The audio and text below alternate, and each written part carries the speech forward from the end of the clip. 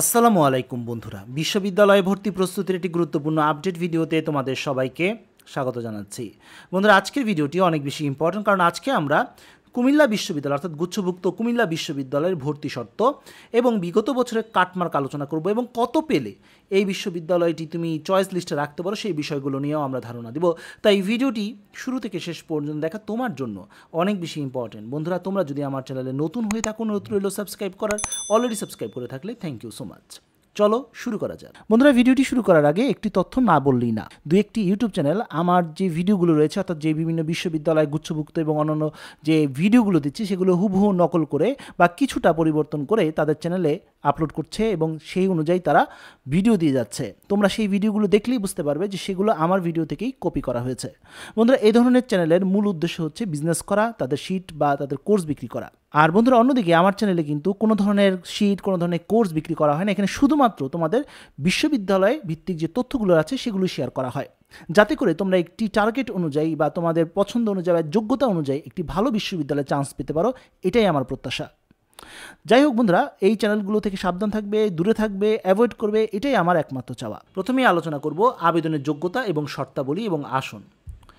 প্রথমে আমরা এই ইউনিট নিয়ে আলোচনা করি, যেটা মূলত বিজ্ঞান এবং প্রকৌশল অনুষদ, যেখানে বেশ কয়েকটি সাবজেক্ট রয়েছে। গণিত সাবজেক্টটিতে 60টি আসন রয়েছে শুধুমাত্র বিজ্ঞানের জন্য। কম্পিউটার সায়েন্স অ্যান্ড ইঞ্জিনিয়ারিং এখানে 50টি আসন রয়েছে।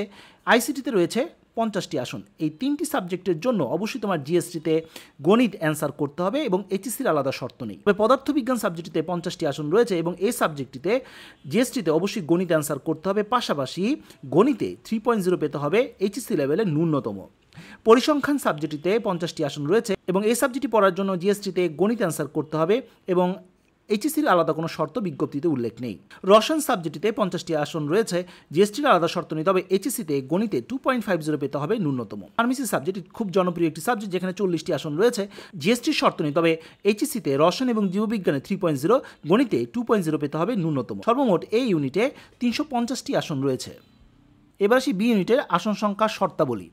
তোমরা দেখতে পাচ্ছ এখানে প্রথমে ইংরেজি সাবজেক্টটি রয়েছে। বিজ্ঞান, মানবিক এবং বাণিজ্য শাখার আসন সংখ্যাগুলো দেখতে পাচ্ছ। সর্বমোট এখানে 60টি আসন রয়েছে।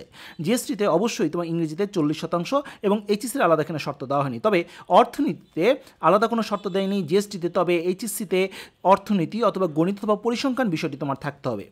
অন্যান্য যে সাবজেক্টগুলো রয়েছে অর্থাৎ লোক প্রশাসন, নৃবিজ্ঞান, বাংলা, প্রত্নতত্ত্ব, সাংবাদিকতা, এই সাবজেক্টগুলোর জন্য জিএসটি এবং এইচএসসির আলাদা শর্ত নেই। আর পাশাপাশি আরেকটি জনপ্রিয় যে সাবজেক্ট রয়েছে আইন, এখানে কিন্তু জিএসটি শর্ত হিসাবে ইংরেজিতে 40% নাম্বার পেতে হবে এবং এইচএসসির আলাদা শর্ত নেই।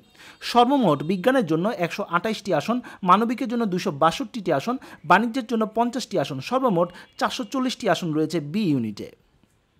এবার আসি সি ইউনিট। এখানে 4টি সাবজেক্টই রয়েছে, ম্যানেজমেন্ট, অ্যাকাউন্টিং, মার্কেটিং এবং ফাইন্যান্স। এখানে বিজ্ঞানে 6টি করে আসন, মানবিকে 4টি করে আসন, বাণিজ্যে 50টি করে আসন, মোট আসন 60টি করে।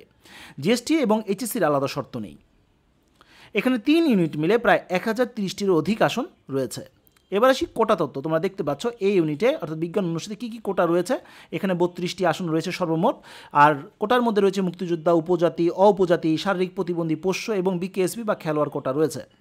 বি ইউনিটেও ঠিক একই, অর্থাৎ এখানে একই ধরনের কোটা রয়েছে এবং এখানে মোট আসন রয়েছে 39টি। এবং সর্বশেষ সি ইউনিটে বিজনেস স্টাডিজ অনুষদে কোটা প্রায় একই ধরনের এবং আসন সংখ্যা রয়েছে 20টি। সর্বমোট কোটার জন্য 91টি আসন বরাদ্দ রয়েছে।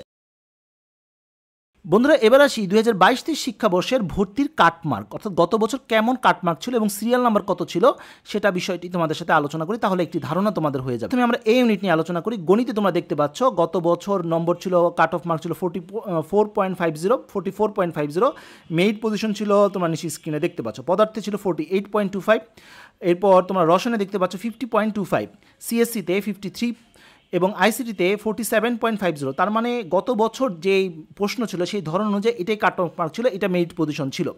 তবে এবছর তোমরা জানো বিজ্ঞানের কিন্তু রেজাল্ট কিন্তু গত বছরের মতো না, এবার কিন্তু রেজাল্ট অনেক কম এসেছে, নাম্বার কম উঠেছে। তাই এখানে কিন্তু খুব অল্প স্কোর নিয়ে কিন্তু তোমরা চান্স পেয়ে যাবে বা কাট অফ মার্ক হবে। এবার আসি বি ইউনিট। এখানে বেশ কয়েকটি সাবজেক্ট তোমরা দেখতে পাচ্ছ, যেমন ইংরেজি। এখানে এই ইউনিটের জন্য অর্থাৎ বিজ্ঞান শাখা শিক্ষার্থীর জন্য 45+, বিজ্ঞান বি ইউনিটের জন্য 63.50 এবং সি ইউনিটে 57 ছিল। সাথে সাথে সিরিয়াল নাম্বারটা তোমরা দেখতে পাচ্ছ। বাংলার জন্য এ ইউনিটে 45, বি ইউনিটে 58.25, সি ইউনিটে 52। পাবলিক অ্যাডমিনিস্ট্রেশন এ ইউনিটে 47.75, বি ইউনিটে 61.25 এবং সি ইউনিটে 57.75 ছিল। অর্থনীতিতে এ ইউনিটে 45.25, বি ইউনিটে 63 এবং সি ইউনিটে 56.25 ছিল। নৃবিজ্ঞানে এ ইউনিটে 44, বি ইউনিটে 57, সি ইউনিটে 55.75 ছিল। সাংবাদিকতায় এ ইউনিটে 45.50, বি ইউনিটে 58.50 এবং সি ইউনিটে 57.25। সর্বশেষ প্রত্নতত্ত্ব, এখানে এ ইউনিটে 45, বি ইউনিটে 56.25 এবং সি ইউনিটে 50.25 কাটমার্ক ছিল।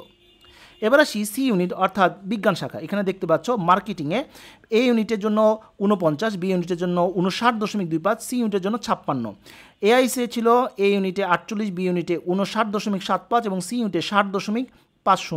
ফাইন্যান্সে এ ইউনিটে 46.75, বি ইউনিটে 59.50 এবং সি ইউনিটে 58.75 এবং সর্বশেষ ম্যানেজমেন্টের সিরিয়াল তোমরা দেখতে পাচ্ছ। আর বন্ধুরা, এটা ছিল গত বছরের কাটমার্ক। আর এবছরের যে প্রশ্ন আসবে সেই প্রশ্নের ধরন অনুযায়ী কিন্তু এই কাটমার্কগুলো অবশ্যই পরিবর্তন হবে। সাবজেক্ট এবং মার্কনেস নিয়ে আলোচনা করি। এই বিশ্ববিদ্যালয়ে সবচেয়ে জনপ্রিয় সাবজেক্ট রয়েছে এই ইউনিটের মধ্যে সিএসসি, আইসিটি এবং ফার্মেসি, এবং মিড রেঞ্জে রয়েছে গণিত, পদার্থ, পরিসংখ্যান এবং রসায়ন। এই বি ইউনিটের ক্ষেত্রে ইংরেজি, অর্থনীতি, আইন হচ্ছে সবচেয়ে জনপ্রিয় সাবজেক্ট। মিড রেঞ্জে রয়েছে সাংবাদিক, নৃবিজ্ঞান, লোক প্রশাসন, প্রত্নতত্ত্ব, বাংলা। আর কমার্সের ক্ষেত্রে জনপ্রিয় হচ্ছে হিসাব বিজ্ঞান এবং ফাইন্যান্স সবচেয়ে জনপ্রিয়, এবং মিড রেঞ্জে রয়েছে মার্কেটিং এবং ম্যানেজমেন্ট। তাহলে প্রশ্ন আসতে পারে, কত স্কোর পেলে এই বিশ্ববিদ্যালয়ে চিন্তা করা উচিত বা চয়েস লিস্টে রাখা উচিত? প্রথম মেধা তালিকার ক্ষেত্রে কিছুটা বেশি স্কোর প্রয়োজন হয়। জনপ্রিয় সাবজেক্টের ক্ষেত্রে বিজ্ঞানের ক্ষেত্রে 40+ এবং অন্যান্য ক্ষেত্রে 55+, অর্থাৎ অন্যান্য বিভাগের ক্ষেত্রে 55+ চিন্তাভাবনা করতে পারো। তবে পরীক্ষার রেজাল্ট পাবলিশ হওয়ার পর এই বিষয়টা আরও স্পেসিফিকভাবে বলা যাবে। আর মিড রেঞ্জের ক্ষেত্রে বিজ্ঞানের ক্ষেত্রে 37+ এবং অন্যান্য ক্ষেত্রে 45 থেকে 50+ হলে এই বিশ্ববিদ্যালয়কে তোমরা চয়েস লিস্টে রাখতে পারো। কারণ প্রথম মেধা তালিকায় না আসলেও পরবর্তী মেধা তালিকায় কাট অফ মার্কটা কমে আসবে, তাই কিছুটা কম স্কোর নিয়ে হয়তো বা তোমাদের সুযোগ আসবে। এবার আসি আবেদন প্রক্রিয়া। আবেদন করতে হবে জিএসটির ওয়েবসাইটের মাধ্যমে, অর্থাৎ ভর্তি পরীক্ষা শেষ হয়ে যাওয়ার পর যখন রেজাল্ট পাবলিশ হয়ে যাবে সকল ইউনিটের, এরপরে কিন্তু আবেদন কার্যক্রমটি শুরু হবে। আবেদন করতে হবে অনলাইনে জিএসটির ওয়েবসাইটের মাধ্যমে। আবেদনের সময় দরকার হবে জিএসটির রোল নাম্বার এবং পাসওয়ার্ড। আর আবেদন ফি এক বা একাধিক ইউনিটের জন্য 500 টাকা প্লাস 10 টাকা চার্জ হতে পারে। গত বছর এমনটাই ছিল। আবেদনের সময় বুঝে শুনে চয়েস দিতে হবে, পরে কিন্তু আর সেটা চেঞ্জ করা যায় না।